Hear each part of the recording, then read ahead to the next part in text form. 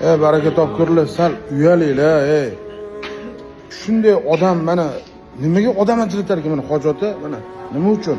Onamni bitta narsani aytib o'taman. Onamni bir ayollar bilan gastinisaga joylashtirdik va u ayollar bizga kerak emas, yoshroq odam kerak deb odam ajratishyapti.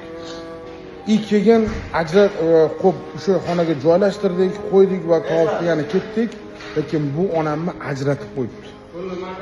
Qanaqa tushunishimiz mumkin? O'zbek biz baraka topkurlar, sal fikrlaylik, hali bu odamni yoshiga yetamizmi yo'qmi? Shunaqa darajat erisha olamizmi yo'qmi? Balki bizdan yaqindir bu inson Allohga. Biz bilmaymiz bu narsani.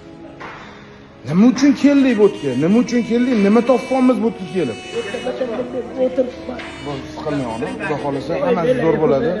Inshaalloh sizni mana shunaqa qilganlar xor bo'ladi inshaalloh. Men o'zim ko'zimga yosh kelyapti. Mana shunaqa narsa qilgani uchun biz insonmiz, baraka topkurlar, o'zbekmiz.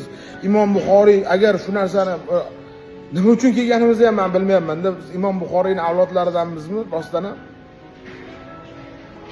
Rasululloh sollallohu alayhi vasallamni ro'zalariga kirdik, duolar qildik-da. Ka'baga kelib turib shu ishlarni qilayotgan bo'lsanglar, bilmadim.